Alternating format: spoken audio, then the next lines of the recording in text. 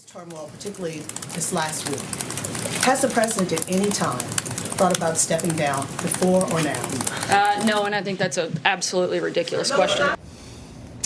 Well, nobody can quite, in the light of day, tell you why the Stormy Daniels story is so significant, but clearly it is, judging by the airtime it gets. It's more important than the looming war in Syria, more important the fact our economy is being eclipsed by China, more important than the vanishing American middle class or the tens of thousands who will die of drug ODs this year. In fact, it matters so much that President Trump should consider leaving office over it.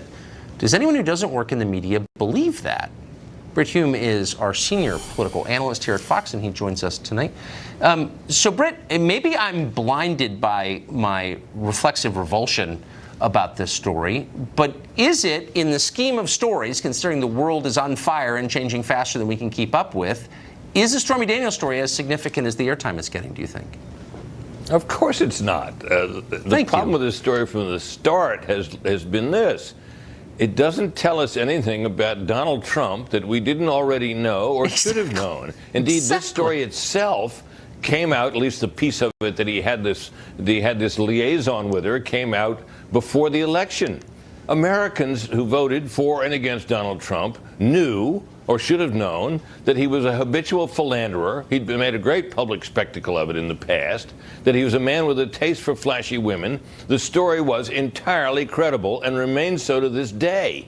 And the fact that he denies it is a detail. I don't think most of the people who are for him think that his denial is true. But it simply doesn't rise to the kind of level you're talking about here.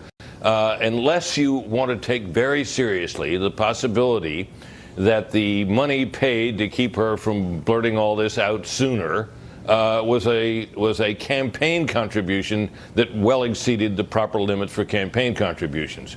That is about as big as you can get it to be, as far as we know. That seems like a pretty tenuous connection to news.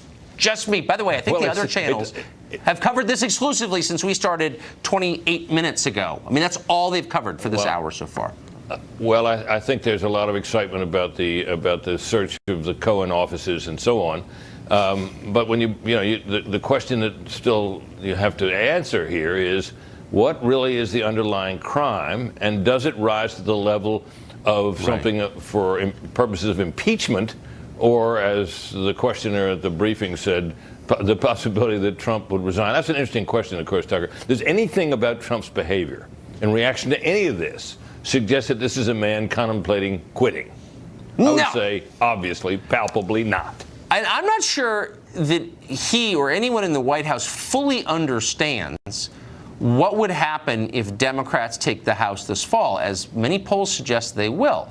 It seems like the very top of their agenda will be impeaching President Trump. That's what their voters want. Yesterday, Congressman Beto O'Rourke of Texas, who's running against Cruz in the Senate race, said he would vote to impeach Trump, although he acknowledged it wouldn't make sense to do it right now. But Democratic voters want impeachment. Do you think Democratic members, if they take control of the House, can do anything but start an impeachment?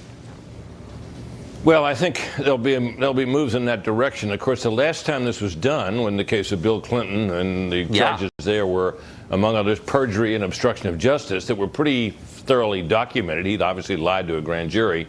They did it. They impeached him in the House, and he was not anywhere near convicted in the Senate, and he ended up leaving office in something like a blaze of glory. And it kind of backfired politically on the Republicans. And Democratic politicians, those in the House of Representatives, might be given some pause by how all that turned out.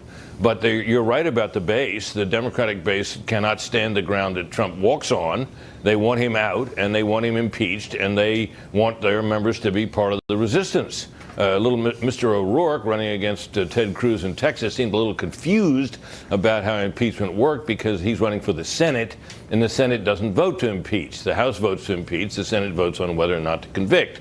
But that aside, his sentiments reflect that of many Democrats, and I think there'll be a move to do it if, in fact, they get control of the House. How well it will work out for them politically remains to be seen. It does remain to be seen. Britt Hume, thanks, as always. Great to see you.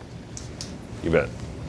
Well, all the geniuses here in Washington are unanimous on this question. We must attack Syria, and anyone who asks questions about why we must attack Syria is obviously, by definition, working for Vladimir Putin.